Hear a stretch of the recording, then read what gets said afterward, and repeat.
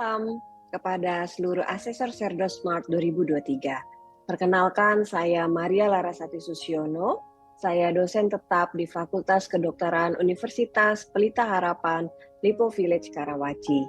Dalam pernyataan diri dosen pada unjuk kerja Tridharma Perguruan Tinggi bidang pengajaran kali ini, saya akan memaparkan mata kuliah yang saya ampu tentang red eye atau mata merah. Mata kuliah mata merah akan terdapat pada sistem pembelajaran blok Skin and Special Senses. Bobot blok sistem indera adalah sebesar 5 SKS yang akan ditempuh selama 5 minggu pada pengajaran di semester ke-6. Blok sistem indera sendiri meliputi sistem kulit dan kelamin, pendengaran dan keseimbangan, rasa dan penghidup, beserta tentunya dengan indera penglihatan. Pada minggu indera penglihatan ini, mahasiswa akan belajar melalui sistem blended learning. Problem-based learning melalui pemicu akan dibagikan pada tutorial yang dilakukan selama 3 kali dalam seminggu, bersama juga dengan mata kuliah yang akan dilakukan secara tatap muka, yang sumber pengajarannya sudah dapat terlihat lebih dahulu melalui LMS yang kami pakai, yaitu Moodle. Berikut adalah 4 capaian pembelajaran mata kuliah yang diharapkan sudah dapat dicapai oleh para mahasiswa di akhir pembelajaran mata merah. Capaian pembelajaran mata kuliah saat ini meliputi aspek dari kognitif, afektif, dan juga psikomotorik. Pada mata kuliah ini, mahasiswa diharapkan dapat belajar melalui pemicu kasus yang telah disediakan. Mahasiswa juga belajar melalui ilmu dasar biomedik, humaniora, kedokteran klinik, ilmu kesehatan masyarakat, kedokteran pencegahan, kedokteran komunitas, melalui jadwal kuliah yang dilakukan di dalam kelas. Mahasiswa diharapkan mampu menggali setiap informasi yang akan disampaikan oleh pasien, anggota keluarga, atau kolega yang lain untuk menetapkan tata laksana dan sistem rujukan terkait penyakit dari sistem indera melalui tutorial klinis dan juga kegiatan laboratorium. Mata kuliah mata merah disusun dengan pendekatan yang bersifat student-centered, menggunakan alat bantu audiovisual yang sudah dapat diakses melalui akun YouTube sebelumnya, yaitu akun YouTube Mata UPH, dan juga beberapa bahan pengajaran yang sudah diupload terlebih dahulu melalui Moodle, learn.uph.edu, beberapa kuis interaktif yang kami lakukan juga pada mata kuliah mata merah untuk melihat retensi dari pembelajaran mata kuliah yang sudah kami sampaikan.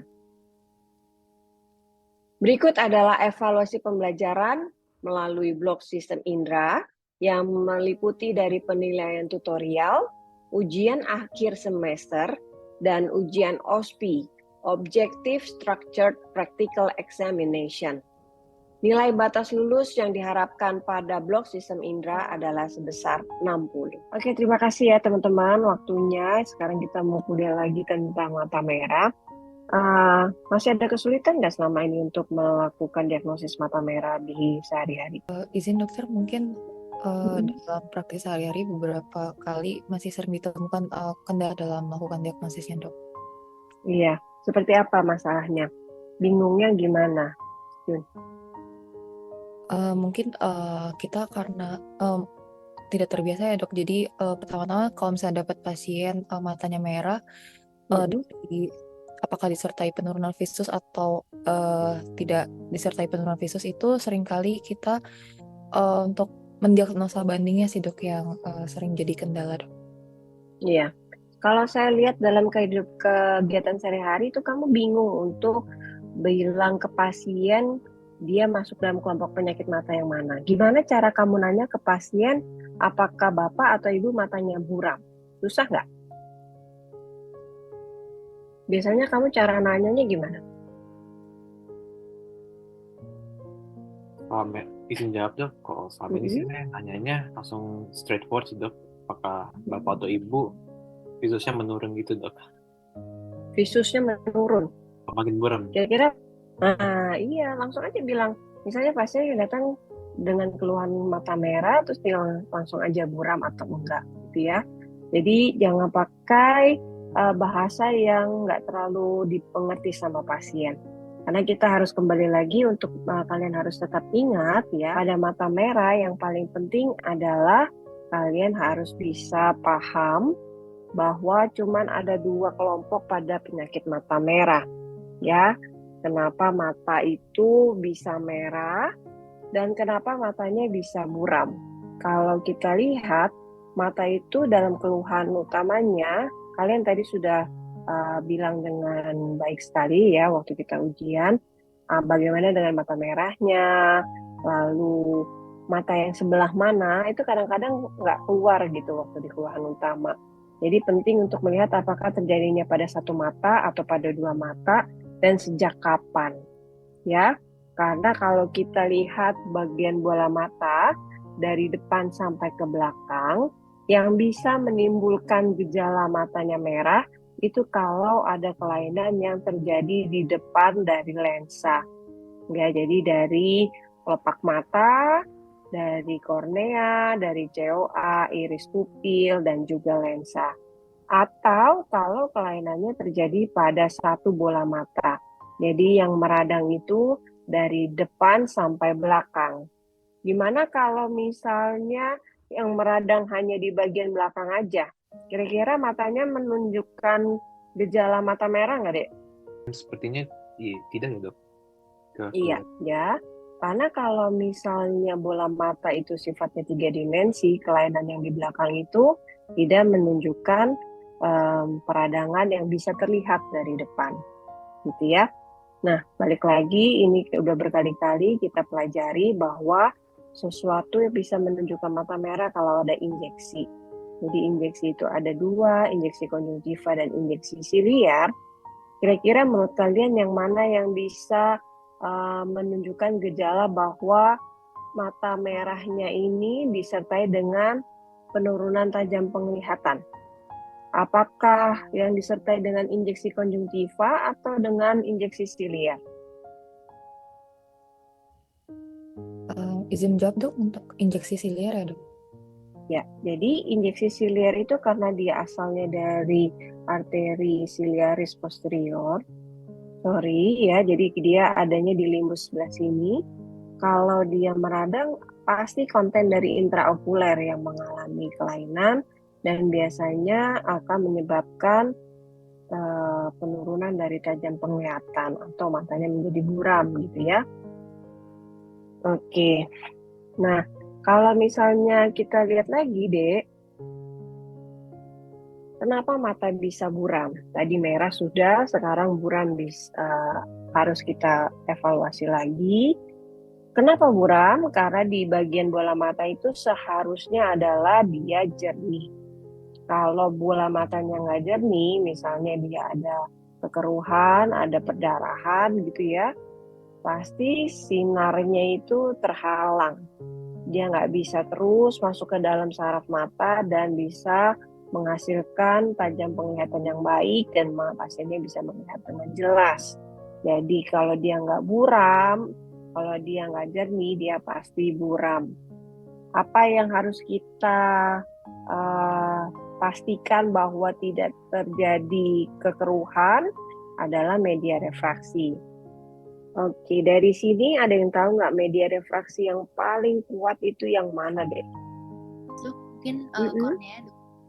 Ya, bagus ya Kayla ya. Sayang sekali kornea itu letaknya di paling luar.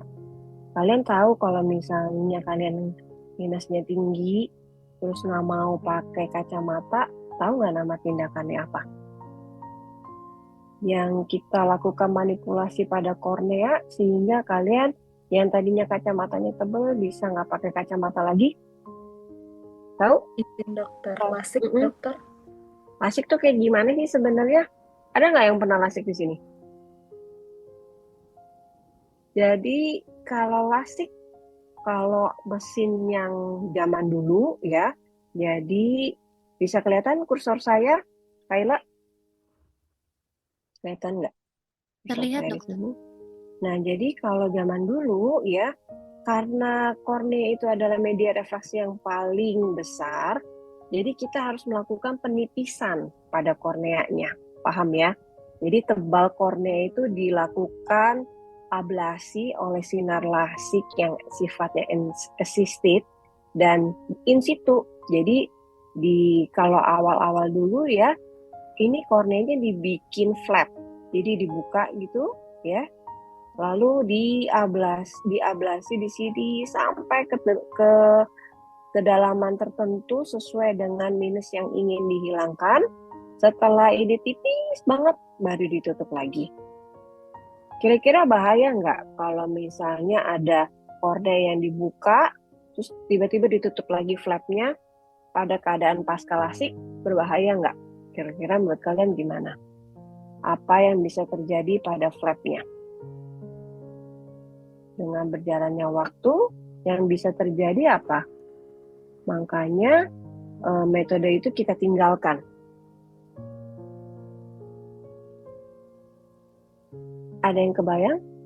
Dia nggak dilakukan apa-apa loh, nggak dilakukan penjahitan sama sekali, cuma ditutup aja. Bisa buat apa dia yang bisa bikin matanya kembali buram lagi?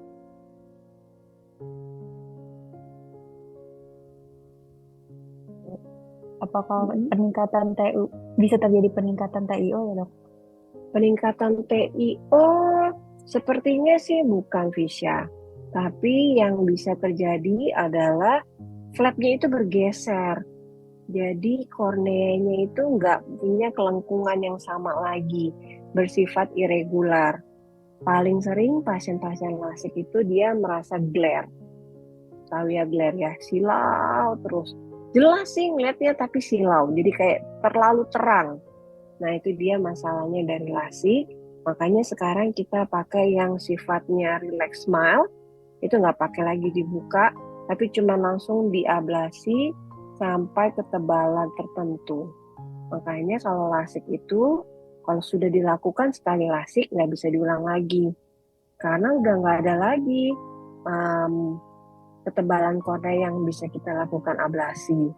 Ya, jadi kadang-kadang kalau misalnya minusnya masih progresif, jadi di atas umur 20, di atas 30 tahun, masih terus tambah minusnya, dia bukan kandidat lasik yang baik. Jadi semua yang mau dilasik itu udah harus dipastikan bahwa refraksinya sudah menetap. Gitu ya. Sampai sini ada yang jelas? Ada yang mau ditanya nggak? Udah jelas belum? Mengenai dengan media refraksi yang memang harus dijaga supaya tidak menjadi terjadi kekeruhan atau tidak terjadi infeksi pada media refraksi. Ada yang mau tanya? Udah jelas? Dari saya belum ada dok. Oke, kita lanjut ya. Nah sekarang jadi kita harus tahu kalau misalnya kelompok penyakit mata merah, supaya kamu nggak bingung lagi deh, sebenarnya kamu cuma tinggal tanya aja. Saya senang tadi yang sama saya ujian tuh kelihatan banget ya, tahu persis gimana cara alur berpikirnya begitu pasien bilang, mata saya merah sakit dok, gitu kan. Mata yang mana pak? Udah berapa lama?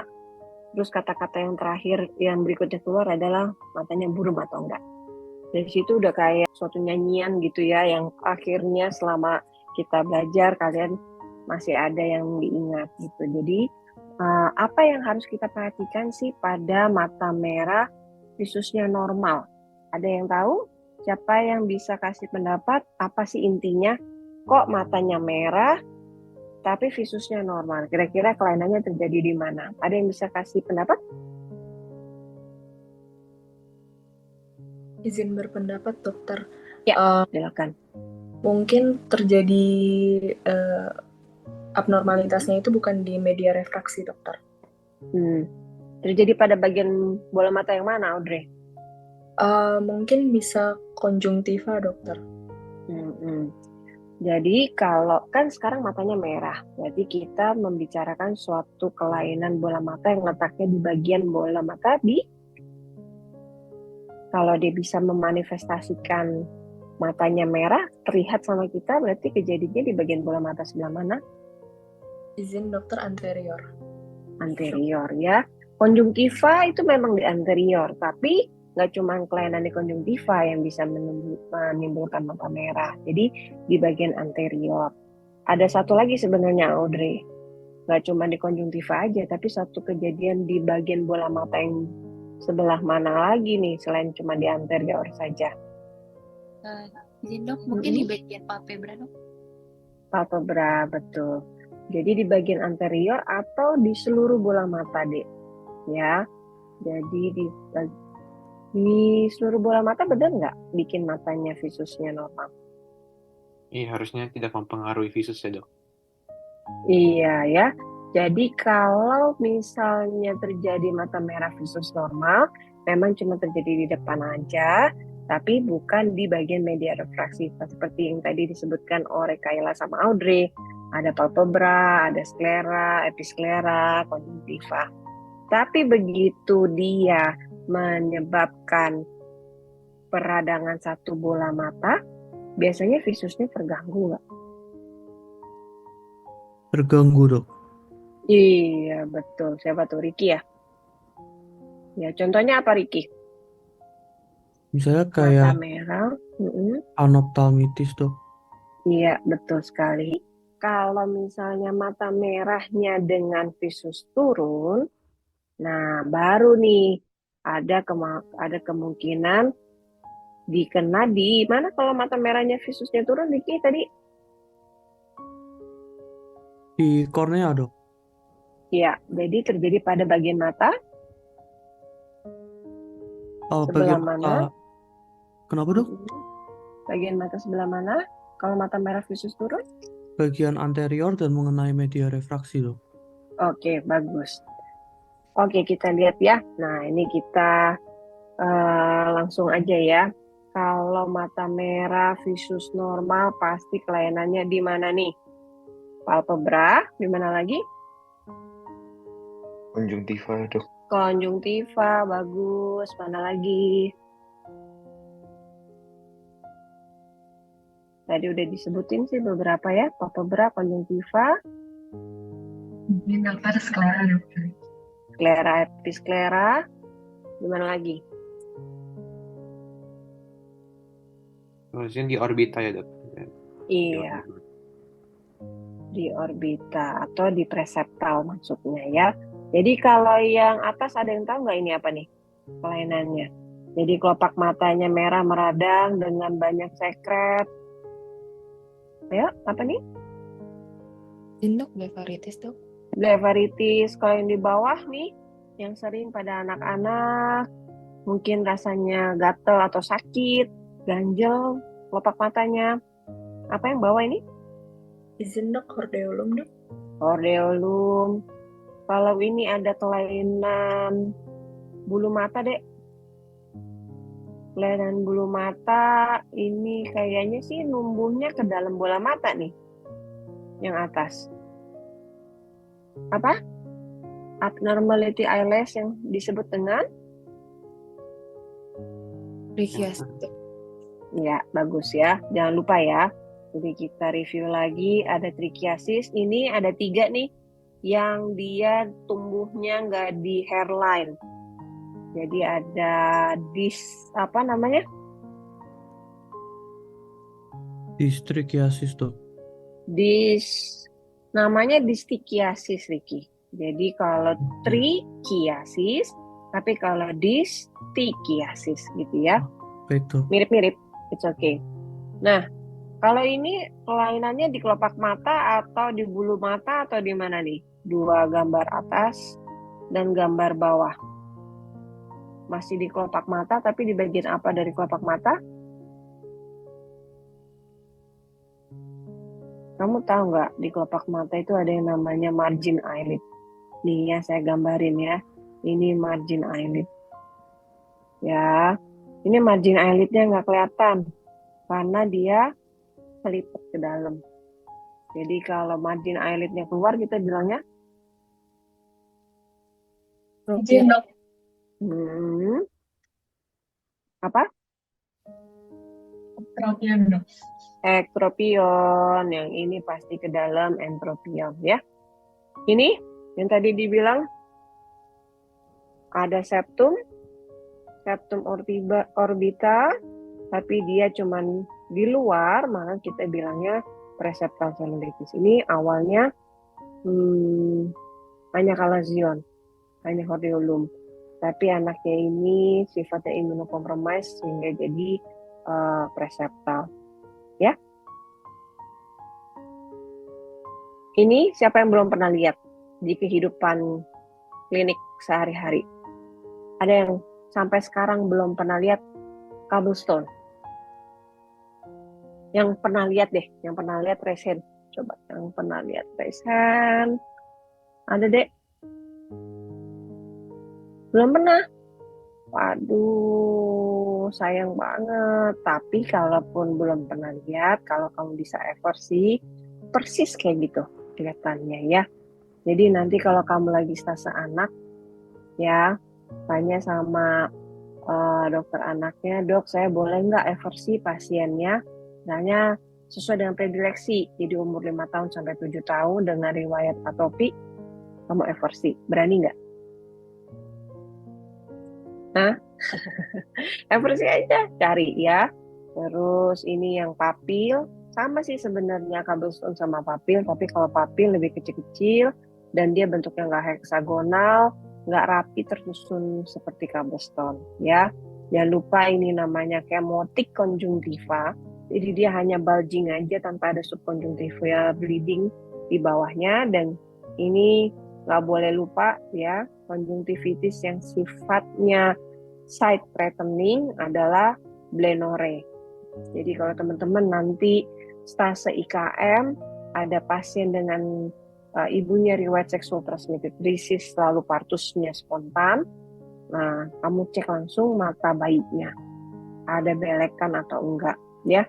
Tapi jangan lupa pakai handspoon yang benar supaya nggak ketularan ya.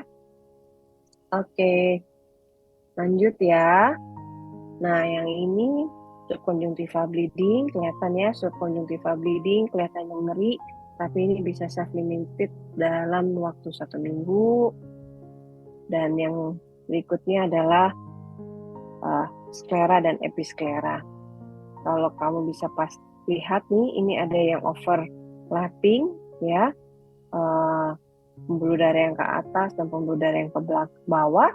Kalau kita kasih tetes mata vasokonstriktor atau kita gerakan, dia akan berubah. Artinya pembuluh darah itu letaknya di superficial atau yang kita bilang dengan episklera atau sklera? Episklera, dok. Oke. Ini kalian harus lihat bahwa ini ada nodul dan ini udah pasti skleritis. Kalau yang berbenjol itu pasti dinding sklera, bukan cuma selaputnya aja. Oke, nah ini kelihatannya koroidnya udah membayang. Oke, saya rasa kita cukup sampai di sini aja deh. Ada yang mau ditanya nggak? Jadi kita 18 orang kita main game ya. Oke, masih berkaitan dengan mata merah. Coba tolong diperhatikan. Yang bisa blanching dengan phenylephrine. Wah, ini sih jawab pasti saya tahu siapa ini. Yuk, baru 12, baru 14. Jadi kalau blanching harusnya kan dia di depan ya, di anterior. Waduh. Masih ada jawab pinguecula, nggak apa-apa ya. Coba lagi di berikutnya ya. Yang pasti kalau masalah benching cuma episkleritis atau skleritis. Waduh, Krishna. Saya pikir Ricky yang bakal nomor 1 nih. Kalah cepat sama Krishna ya. Oke, mantap. Nih. Krishna mana nih Krishna? Nah, waduh. Nah, ada gambarnya guys. Gampang guys. Apa nih jawabannya? Apakah konjungtivitis? Coba ya saya lihat ya kira-kira jawabannya seragam nggak nih? Udah jelas banget. Nah, kira-kira apa tuh ya pada jawab blepharitis sama chalazion. Kalau blepharitis dia lebih diffuse, kalau chalazion dia udah nggak merah deh. Ya, jadi udah pasti jawabannya hordeolum. Sip. Jempol. Krisna kayaknya mau jadi dokter mata nih kayaknya si Krisna nih. Mau Krisna, mau jadi dokter mata Krisna. Terakhir ya. Terakhir. Mata tiba-tiba merah saat bangun tidur.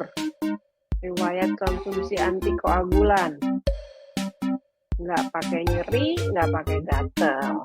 Nah, gimana nih?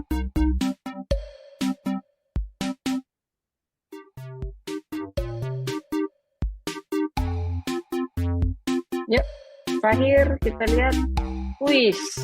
Mantap. Oke.